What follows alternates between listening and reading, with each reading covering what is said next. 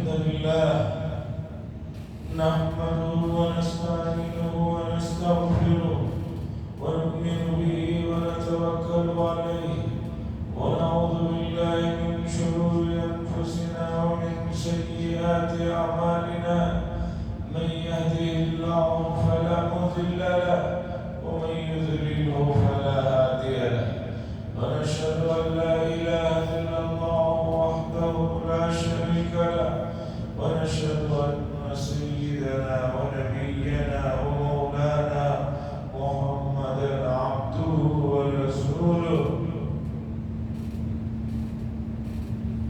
أما بعد فإن أصدق الحديث كتاب الله وخير الهدي هدي محمد صلى الله عليه وسلم وشر الأمور محدثاتها وكل محدثة بدعة وكل بدعة ضلالة وكل ضلالة في النار. قال الله تبارك وتعالى في القرآن المجيد والفرقان الحميد وأنتم عاكفون في المساجد. وقال صلى الله عليه وسلم الصوم لي وأنا أجزي به. وقال صلى الله عليه وسلم فيما يروي عن ربي الصوم لي وأنا أجزي به أو كما قال صلى الله عليه وسلم. عزیزان محترم، 15واں روزہ ہے، تیسری جمعہ ہے، یعنی کہ ماہ مبارک آدھا ہم سے رخصت ہو چکا ہے، باقی جو رہ گیا ہے اس کی رفتار بھی معلوم ہے، اس کی تیزی بھی معلوم ہے۔ گزشتہ لمبے عرصے سے اس کا ہم لوگوں کو تجربہ ہے کہ دوسرے عشرے کے اختتام تک ہی کچھ پتہ چلتا ہے۔ تیسرا عشرہ امت نے گزشتہ چند سالوں سے فضول کاموں کے لیے بنا رکھا ہے۔ تیسرے عشرے میں غیر ضروری گھومنا پھرنا اور جو کام اس کے علاوہ بھی اوقات میں ہو سکتے ہیں، ان کاموں کو تیسرے عشرے میں رکھ رکھا ہے، جس کی وجہ سے پتہ ہی نہیں چلتا کہ تیسرا عشرہ کب شروع ہوا کب ختم ہوا۔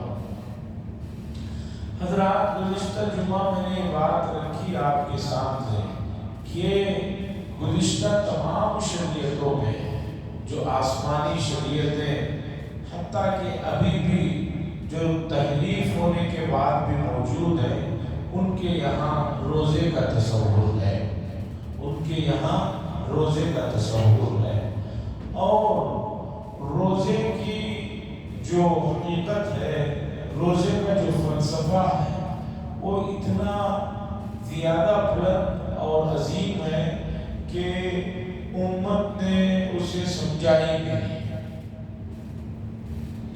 لوگوں نے روزے کو سمجھا ہی نہیں۔ اگر روزے کو سمجھا ہوتا، اس کی حقیقت، اس کی ماہیت، اس کے اندر کے برکات، اس کے اندر کے فوائد، اس کے اندر کی نورانیت، تو پھر روزوں کا مسئلہ رمضان میں کیا غیر رمضان میں بھی امت کو بھاری نہ دکھتا۔ اب تو رمضان میں جب ماحول بنا ہوا ہے، فرض روزے رکھنے بھی امت کو بھاری معلوم ہو رہا ہے۔ اگر اس کی حقیقت جان لیتے تو رمضان کے علاوہ مہینوں میں بھی روزہ رکھنے میں دقت نہ ہوتی۔ جیسے کہ رسول اللہ صلی اللہ علیہ وسلم ہر مہینے کے 3 دن روزہ رکھتے تھے، 13، 14، 15 ایام 20 جنہیں کہا جاتا ہے۔ اسی طرح جمعرات کا روزہ اہتمام سے رکھا کرتے تھے، پیر کے دن کا روزہ رکھا کرتے تھے۔ بلکہ رسول اللہ صلی اللہ علیہ وسلم نبوت سے پہلے بھی غار حرا میں جب جاتے تھے تو کئی دن تک جو ہے وہاں جو روزے جیسی کیفیت حضرت ابراہیم علیہ السلام کی شریعت کی پہنچی ہوئی تھی، اس کیفیت میں آپ رہتے تھے۔ دیکھیے کچھ طاقتیں ہیں، ان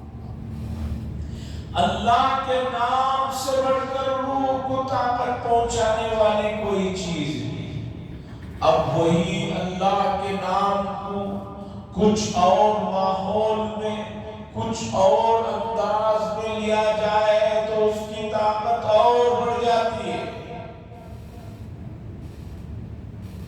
جیسے جسم کو مضبوط کرنے کے لیے آدمی ورزش کرتا ہے، لیکن وہی ورزش اگر صبح کے وقت میں کرے اس کی اہمیت اور بڑھ جاتی ہے کہ صبح صبح جو ہے بالکل تازہ ہواؤں میں کرتا ہے، اس کی اہمیت اور بڑھ جاتی ہے۔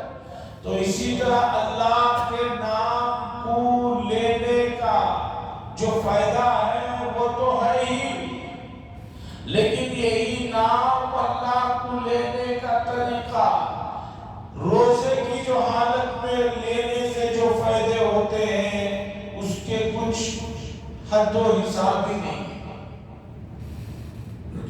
نفس بجھا ہوا، نفس دبا ہوا، نفس کی خواہشات بجھی ہوئی ہے، دبی ہوئی ہے۔ اب ان دبی ہوئی اور بجھی ہوئی خواہشات کی حالت میں آدمی اللہ کا نام لیتا ہے، اس کے ذکر یعنی قرآن کو پڑھتا ہے، تو سمجھیے کہ روح کو کروڑوں درجے کی پور جو ہے حاصل ہو جاتا ہے۔ کوئی آدمی کہے میں اللہ کا نام تو لیتا ہی رہتا ہوں روزے کے بغیر، آپ جانتے ہیں کہ روزے کی نیت کرنے کے بعد بھوکا رہنے سے جو ذہنی کیفیت بنتی ہے، وہ کیفیت ایک آدمی بغیر روزے کے چاہے 2 دن بھوکا رہے کیفیت نہیں بنتی۔ میں نے ابھی ایک ڈاکٹر سے معلوم کیا کہ خون جو چیک کرتے ہیں فاسٹنگ کا، تو 12 گھنٹے رات گزرنے کے بعد صبح جو چیک کرتے ہیں، میں نے کہا آج کل روزہ بھی 12-13 گھنٹے کا ہے، 5 بجے سحری ختم ہو رہی ہے، شام میں 5:30 بجے اگر چیک کر لیا جائے تو کیا وہ فاسٹنگ میں شمار ہوگا؟ انہوں نے کہا نہیں۔ میں نے کہا کیوں؟ اس لیے کہ 12 گھنٹے ابھی بھی بھوکے کی حالت میں آدمی کی گزر رہے ہیں، تب بھی 12 گھنٹے گزرنے سے آپ فاسٹنگ لیتے ہیں، تو اب کیوں نہیں؟ انہوں نے کہا مجھے سمجھایا، میڈیکل کی جو تھیوری ہے وہ سمجھایا۔ انہوں نے کہا کہ صرف 12 گھنٹے بھوکا رہنا نہیں ہے، آدمی رات میں جو مکمل ایک نیند کرتا ہے اس سے ہارمونز پر کافی اثرات پڑتے ہیں، تب جا کر صبح میں اگر بلڈ لے کر ٹیسٹ کیا جاتا ہے تو صحیح کیفیت آتی ہے۔ اب 12 گھنٹے آدمی بھوکا تو ہے صبح 5 بجے سے شام کے جو ہے 5 بجے تک، لیکن جو ہے آدمی یہ دن میں ہے وہ رات میں، دن کی جو ایکٹیویٹیز ہے وہ الگ ہے، رات کی ایکٹیویٹیز الگ ہے، اور دوسری بات دن میں اگر پورا سویا بھی رہے تب بھی وہ فاسٹنگ میں نہیں شمار ہوتا، اس لیے کہ دن کے سونے میں اور رات کے سونے میں بہت فرق ہے۔ تو پتہ چلا کہ جسمانی ساخت میں بھی ایک چیز پر اثر جو ہوتا ہے وہ خاص مخصوص طریقے پر ہوتا ہے۔ تو اسی طرح روزہ جو ہے انسان کی روح کو مضبوط بنانے کے لیے جو ایک اللہ کی طرف سے نظام ہے، امت نے اسے سمجھا نہیں ہے۔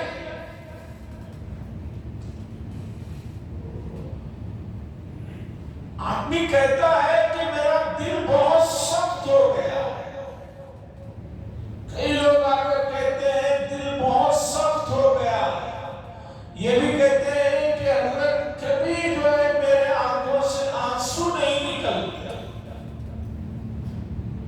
میں نے کہا کہ بھی یہ تو ہونا ہے، یہ تو قرآن نے ہمیں بتایا ہے، قرآن نے بتایا کہ پتھر بھی ایسے ہیں کہ اللہ کی یاد میں رو پڑتے ہیں، کبھی لڑک جاتے ہیں بلندیوں پر سے، وَإِنَّ مِنَ الْحِجَارَةِ لَمَا يَشَّقَّقُ فيخرج منه الماء وإن منها لما يهبط من خشية الله. اللہ فرما رہے ہیں کبھی پتھر اوپر سے لڑکھڑاتے ہوئے جو گر جا رہے ہیں اور کبھی پتھروں سے پانی نکل رہا ہے، یہ سب اللہ کی ہیبت اور خوف سے. اتنا بڑا پتھر جو ہے اوپر سے لڑک رہا ہے، گر رہا ہے، اس سے پانی نکل رہا ہے، لیکن ایک انسان کہتا ہے کہ جو ہے میرے آنکھوں سے آنسو نہیں نکلتے. رسول اللہ صلی اللہ علیہ وسلم نے فرمایا جن آنکھوں سے آنسو نہیں نکلتے سمجھیے کہ وہ آنکھ اور وہ آدمی انتہائی اس درجے کو پہنچ گیا ہے جہاں پر اچھائیاں اس پر اثر نہیں کر رہی ہیں. اب آنکھوں سے آنسو کیسے آئیں گے؟ دل کا نرم ہونا ضروری ہے. اور دل نرم کیسے ہوگا؟ دل کے اندر رقت کیسے آئے گی؟ دل کے اندر رقت آئے گی شریعت کے بتائے ہوئے ٹائم ٹیبل کے مطابق زندگی گزارو گے. اسی ٹائم ٹیبل میں ماہ مبارک کا ایک مہینہ ہے کہ اس مہینے میں روزے رکھو اور روزوں کو اسی طرح رکھو جس طرح رسول اللہ صلی اللہ علیہ وسلم نے رکھنے کا حکم دیا. رسول اللہ صلی اللہ علیہ وسلم نے فرمایا رب صائم لیس له من صیامه الا الجوع. بہت سے روزے داروں کو روزے میں صرف بھوکا رہنے کے علاوہ کچھ فائدہ حاصل نہیں. کیوں؟ اس لیے کہ انہوں نے بھوکا رہنے کے علاوہ روزے کے مقصد کو سمجھا ہی نہیں. اس لیے وہ کیا کرتے ہیں؟ رات ہی میں سحری کھا کے سو جاتے ہیں. جو سنت سحری اٹھ کر فجر سے پہلے کھانا ہے نہیں کھانا. رات ہی میں جاگتے جاگتے 3 ساڑھے 3 2 ڈھائی بجے خوب کھاتے ہیں سو جاتے ہیں. اب سحری چھوڑنا جو سنت ہے ایک تو اس کا نقصان اور اس سے بڑا نقصان فجر کی نماز جو فرض ہے جماعت کے ساتھ ادا کرنا جو ضروری ہے وہ نماز چھوٹ گئی. اب آدمی سوتا ہے جب ڈھونڈتا ہے تب ڈھونڈتا ہے. اب باقی نمازوں کا بھی عالم نہیں ہے. حاضرین کرام کوئی کام چھوٹی سی بے ترتیبی ہو جائے اور کامیاب نہیں ہو سکتا. بجلی کے کام جتنے نازک ہوتے ہیں آپ نے دیکھے ہوں گے پوری سیٹنگ ہو جاتی ہے. یہ کوئی ادھر سے ادھر ہو جاتی ہے پورا نظام قابو سے باہر ہو جاتا ہے. ایک اس چھوٹے سے نظام کو جو ہے درست کرنے کے بعد پورا نظام قابو میں آتا ہے. تو سوچئے کہ دنیا کی معمولی چیزوں کے لیے ہر چیز کا پرفیکٹ ہونا ضروری ہے اس سے چلنے کے لیے. تو روح جو اتنی قیمتی چیز ہے اسے درست کرنے کے لیے ایک پرفیکٹ نظام چاہیے اور پرفیکٹ نظام روزہ ہے سنت کے مطابق والا روزہ. لوگ بار بار پوچھتے ہیں میں رمضان میں روزے بھی رکھتا ہوں نماز بھی پڑھتا ہوں قرآن بھی پڑھتا ہوں کوئی فائدہ کیوں نہیں ہوتا؟ بھائی فائدہ ہونے کے لیے آپ کو جو ہے سنت کی ترتیب پر کام کرنا ہوگا. سنت کی ترتیب کو چھوڑیں گے فائدہ نہیں ہوگا. سنت کی اہمیت کو سمجھیے. اللہ کے رسول صلی اللہ علیہ وسلم نے جو چیزیں ہمیں بتائی ہیں قرآن کہہ رہا ہے وَمَا يَنْطِقُ عَنِ الْهَوَىٰ. نبی اپنی طرف سے کوئی بات نہیں کہہ رہے ہیں سب ہماری طرف سے وہی کردہ چیزوں کو وہ پریکٹیکل طریقے پر سمجھا رہے ہیں. آج امت میں سنت کا مقام بہت کم ہوتا رہ گیا ہے. لوگ کہتے ہیں کہ حضرت فرض ہے کہ سنت ہے کہ واجب ہے. کیوں پوچھ رہے ہیں؟ اس لیے کہ بھئی فرض ہے تو کر لیں گے سنت ہے تو نہیں کریں گے. میرے بھائیوں سنت کا مقام بہت بلند ہے. اس لیے سنت کی اہمیت کو سمجھیے. سنت کی اہمیت کو نہیں سمجھیں گے کوئی بھی آپ کا کام مقبول نہیں ہوگا، فرض سر سے نیچے اتر جائے گا، لیکن اس کے اوپر جو ثواب کا ترتب ہے، اس کے جو فائدوں کا جو ترتب ہے، وہ سنت کے موافق نہیں ہے تو کام نہیں ہوگا۔ عزیزان گرامی، امت مسلمہ روزے تیزی سے گزر رہے ہیں، روزے جو نہیں رکھ رہے ہیں وہ تو بڑا بے شرمی کا کام کر ہی رہے ہیں۔ انہوں نے سمجھ رکھا ہے کہ ہم بڑے طاقتور ہیں، ہمیں کچھ نہیں ہوگا، ہمیں کوئی بے بس نہیں کر سکتا۔ اللہ کی قدرت کے سامنے ہر ایک بے بس ہے، ہر ایک مجبور ہے، اس کے اشارے کے سامنے سب کے سب جو ہے ختم ہے۔ دوسرا، جو حضرات روزے رکھ رہے ہیں، نمازوں کی پابندی کر رہے ہیں، ان میں بھی ایک بڑا طبقہ جو ہے ایسا ہے کہ روزوں کو رکھتے ہوئے وہ یہ سمجھ رہا ہے کہ میں اللہ کے اوپر یا شریعت کے اوپر احسان کر رہا ہوں۔ آپ کسی پہ احسان نہیں کر رہے ہیں، یہ ماہ مبارک آپ کو بنانے کے لیے اللہ نے دیا ہے، تو یہ اللہ کا احسان ہے کہ اللہ نے ایک مہینے کے اندر آپ کی روح کو پاکیزگی عطا کرنے کے لیے ایک بہترین طریقہ عطا فرما دیا۔ جو جسمانی فائدے ہیں، میڈیکلی اعتبار سے روزوں کے جو فائدے ہیں، وہ تو اپنی جگہ ہے، وہ بات آپ نے ضرور سنی ہوگی۔ جاپان کے ایک مشہور ڈاکٹر کو نوبل پرائز جسے ملا، اس سے پوچھا گیا کہ آپ کو جو یہ انعام ملا وہ کس وجہ سے؟ انہوں نے بتایا کہ کینسر کو روک تھام کے سلسلے میں میں نے جو کام کیا ہے اس سلسلے سے مجھے یہ پرائز ملا۔ تو ان سے پوچھا گیا کہ کینسر کو روک تھام کرنے کے سلسلے میں آپ کا جو لمبا تجربہ ہے اس کا خلاصہ کیا ہے؟ تو اس ڈاکٹر نے، نوبل انعام یافتہ ڈاکٹر نے بتایا کہ کینسر کے جراثیم کو ختم کرنے کے سلسلے میں سب سے بہترین طریقہ یہ ہے کہ آدمی کو مسلسل بھوکا رکھا جائے۔ جب بہت لمبا عرصہ وہ بھوکا رہتا ہے تو اس بھوک کی وجہ سے اس کے جسم کے اندر جو شدت پیدا ہوتی ہے، تو وہ شدت جو ہے کینسر کے ان جراثیم کو کھا جاتی ہے اور وہ ختم کر دیتی ہے۔ اس کے بعد اس نے کہا یہ جو مسلمانوں کے یہاں سال میں ایک مہینہ روزہ رکھنے کا جو سسٹم ہے، یہ اس کا بہترین سلوشن۔ ہم کہتے ہیں کہ صرف سال میں ایک مہینہ ہی نہیں بلکہ آپ مہینے میں بھی 3 روزے رکھ لیجئے، پھر دیکھیجئے اس کے کیا فائدے آپ کے اوپر ظاہر ہوئے۔ جسم کو تو ملیں گے ہی فائدے، روح کو کیا فائدے ملیں گے؟ آپ کی روح ڈائریکٹ اللہ کے ساتھ وابستہ ہو جائے۔ حاضرین، بعض کیفیتیں ہیں، اسے سمجھنے کی ضرورت ہے۔ مثال کے طور پر ایک آدمی بڑی تمنا اور آرزوؤں کے بعد مکہ المکرمہ پہنچتا ہے، عمرے کے لیے پہنچتا ہے، حج کے لیے پہنچتا ہے۔ اسے جا کر آنے کے بعد آپ پوچھئے، جو بڑی ارمانوں کے بعد، بڑی تمنا اور آرزوؤں کے بعد مکہ المکرمہ گیا ہے، اس نے پہلی دفعہ جب کعبے کو دیکھا ہے تو اس کی کیا حالت رہی ہے؟ اسے آنے کے بعد پوچھئے۔ بے اختیار اس کی آنکھوں سے آنسو جو ہے چل پڑتے ہیں، پورے جسم میں جو ہے ایک عجیب جو ہے وائبریشن ہونا شروع ہو جاتی ہے۔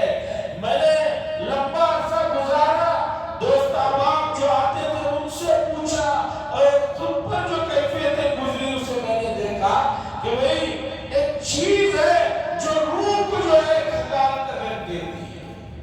اگر روزے کو بھی اسی طریقے پر آپ رکھیں گے تو روزے کی بھی یہی جو ہے کیفیت آپ کو محسوس ہوگی۔ لیکن مسئلہ یہ ہے کہ روزے کی نہ شروعات ٹھیک ہے نہ انتہا ٹھیک ہے۔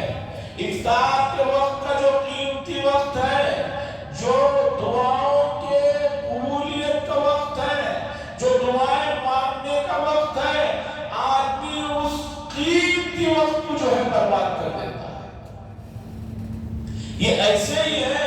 جیسے کوئی آدمی ریس میں دوڑ رہا ہے، بالکل جہاں وہ لائن ہے، جہاں پر پیر رکھنے کے بعد وہ فرسٹ نمبر آنے والا رہتا ہے، وہاں تک محنت کر کے بھاگ رہا ہے، لیکن وہ لائن آنے سے پہلے کھڑ جاتا ہے یا ادھر ادھر دیکھنے لگتا ہے، تو آپ کیا کہیں گے کہ وہ بڑا بیوقوف آدمی ہے، بالکل عین موقع پر جو ہے ہمت ہار گیا اور دوسرے فضولیات میں لگ گیا۔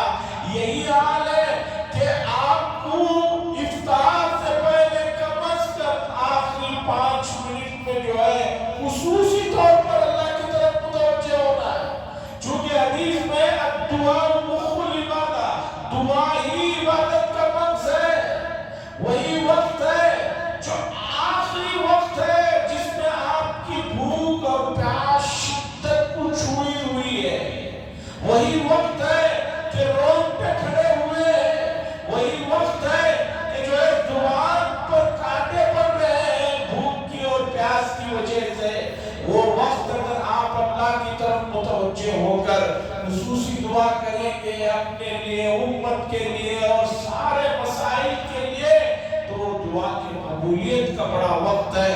اور سب سے بڑی دعا تو آدمی کو یہ مانگنا چاہیے کہ اللہ تیری مرضی والی زندگی عطا فرما اور تیری پسند والی زندگی مجھے جینے کی سعادت عطا فرما۔ تو عزیزان گرامی، روزے کی انتہا بھی صحیح نہیں ہو رہی اور ابتدا بھی نہیں ہو رہی ہے کہ آدمی افطار سحری کرے، جو سنت ہے سحری بھی نہیں کرتا اور سحری کے بعد نماز بھی نہیں پڑھتا، ابتدا بھی صحیح نہیں، انتہا بھی صحیح نہیں، تو روزے کے ثمرات جو ہے سامنے نہیں آتی۔ عزیزان گرامی، اللہ کا کرم دیکھیے، روزوں کی کیفیات کو اور انتہا کو پہنچانے کے لیے ماہ مبارک میں اللہ کی طرف سے ایک اور چیز کا حکم ہے، وہ ہے اعتکاف۔ 20 دنوں میں ایک ماحول بنا ہوا، 20 روزوں کی وجہ سے طبیعت کے اندر ایک نرمی آئی ہوئی، یعنی اب لوہا گرم ہے، اب اسے آخری ہتھوڑا لگانے کی ضرورت ہے، تو اس کے لیے ماہ مبارک میں آخری اشرے کے اعتکاف کے سلسلے میں اللہ نے فرمایا وَأَنْتُمْ عَاكِفُونَ فِي الْمَسَاجِدِ، کہ ماہ مبارک کی عبادات میں ایک اعتکاف بھی ہے۔ اعتکاف نام ہے کہ آدمی اپنے آپ کو اللہ کے دربار میں لے جا کر جو ہے پڑ جائے اس کے در پر، اور اعتکاف کا عمل بھی گزری ہوئی تمام شریعتوں میں رہا ہے۔ لوگ بہت لمبا لمبا اعتکاف پہلے زمانے میں کیا کرتے تھے، آج آدمی 10 دن کے اعتکاف کے لیے تھک جا رہا ہے۔ ایک بڑے مفسر گزرے ہیں، علامہ زمخشری، جار اللہ ان کا لقب ہے، جار کے معنی ہے پڑوسی، جار اللہ اللہ کا پڑوسی، ان کو یہ لقب اس لیے ملا، یہ کعبۃ اللہ کے پاس حرم میں 10 سال تک مسلسل انہوں نے اعتکاف کیا۔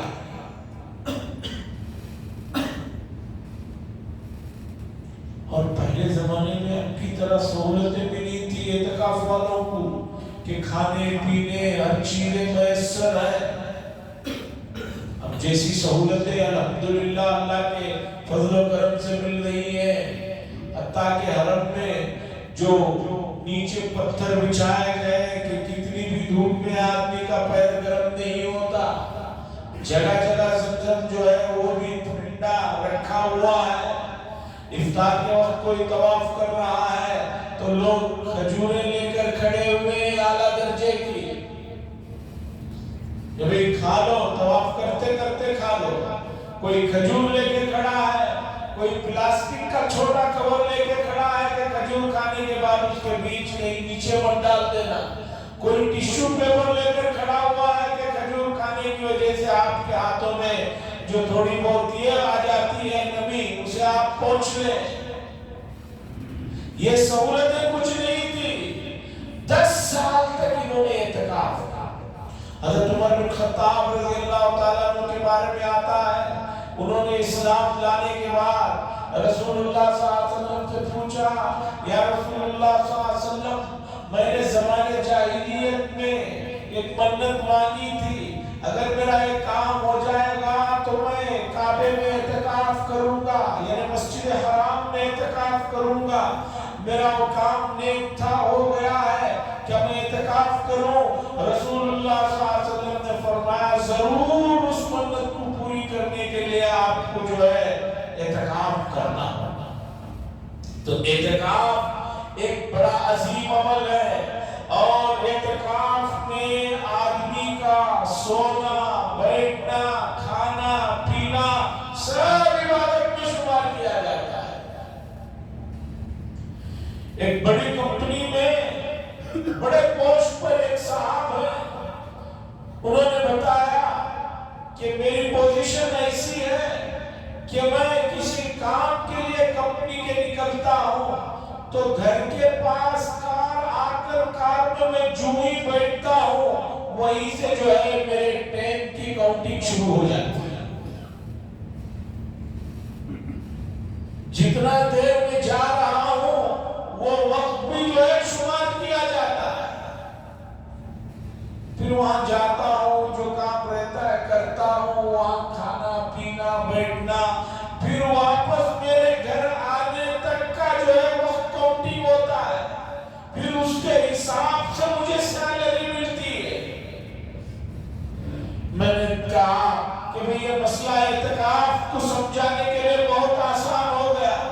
جب دنیا کے کچھ کمپنیاں والے یا کوئی بڑے آدمی کا وقت اتنا قیمتی ہے کہ وہ کھا رہا ہے، بیٹھا ہوا کار میں سوتے ہوئے جا رہا ہے، اسے بھی کاؤنٹنگ کر کے اس کے بدلے میں روپیہ پیسہ دے رہے ہیں، تو اللہ تو بڑے ہی غیور ہیں، شہنشاہ ہیں، اور اللہ بڑے بے نیاز ہیں۔ اللہ کے خزانے میں کس چیز کی کمی ہے؟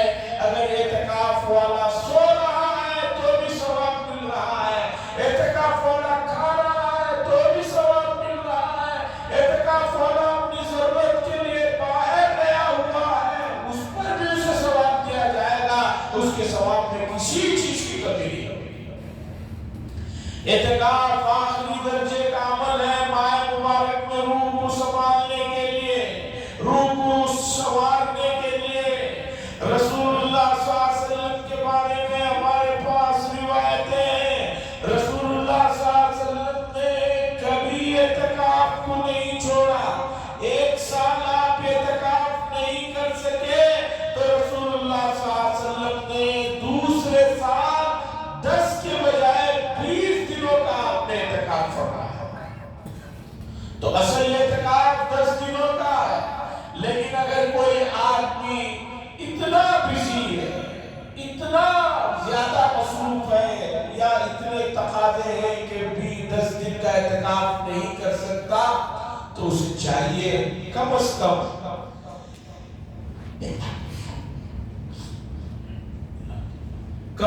اسے 3 دن کا اعتکاف، اور گھروں میں ماؤں بہنوں کو بھی توجہ دلائے۔ اس سال تو اعتکاف کرنے والوں کے لیے بڑی سہولتیں، کیوں؟ اس لیے کہ بچوں کے اسکول نہیں ہے، ایگزام ہو چکے ہیں، ریزلٹ آ چکا ہے، اب جو بھی ہوگا عید کے بعد مسئلہ ہے۔ وہ یہ بھی نہیں کہہ سکتے کہ صبح بچوں کو تیار کر کے جو ہے اسکول بھیجنا ہے، اس مسئلے سے بھی الحمدللہ اس سال ایسا موقع ملا ہے۔ اس لیے گھروں میں ماں بہنوں کو توجہ دلائیں اعتکاف کی سنت کی طرف، کہ وہ اپنی جگہ اعتکاف کریں۔ ان کے لیے تو اور سہولتیں ہیں، اپنی گھر میں مخصوص جگہ بیٹھ کر اعتکاف میں بھی شمار ہوں گے، اور کوئی کام کاج بھی ہو تو وہیں بیٹھے بیٹھے کہہ کر وہ کام کاج بھی جو ہے کر سکتے ہیں، کروا سکتے ہیں۔ اس لیے ان کو بھی اس چیز کی طرف توجہ دلائیں۔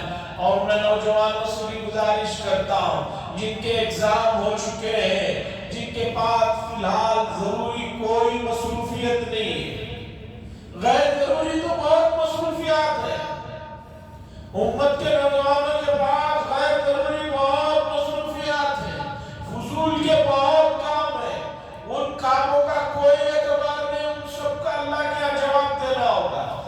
اچھا موقع ہے اعتکاف کی طرف توجہ دیں، اور اعتکاف میں بیٹھنے سے آپ کو مسجد کے نورانی ماحول ملے گا، روح کو تازگی ملے گی، روح کو قوت ملے گی، اور اس کی وجہ سے باقی پورے 11 مہینے میں آپ کے دل میں نرمی برقرار رہے گی۔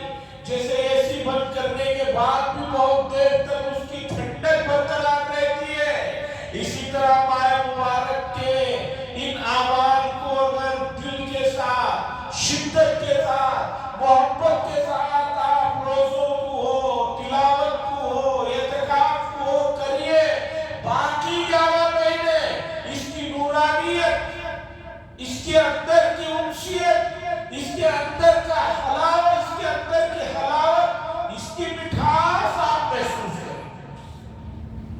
بہت آپ نے تجربے کر لیے، ایک مرتبہ رسول اللہ صلی اللہ علیہ وسلم کے بتائے ہوئے طریقوں کا اوپر بھی تجربہ کر لیجیے، ایسا تو کوئی مسئلہ نہیں ہے، ایک مرتبہ اس پر بھی تجربہ کر لیجیے، بڑا فائدہ ہوگا۔ اللہ سے دعا فرمائے اللہ تبارک و تعالیٰ ماہ مبارک کا جو باقی حصہ رہ گیا ہے اسے جو ہے بہت ہی شدت کے ساتھ، اہتمام کے ساتھ اپنے نام اعمال کو سدھارنے کے ہم سب کو توفیق نصیب فرمائے۔ وآخر دعوانا الحمدللہ رب العالمین۔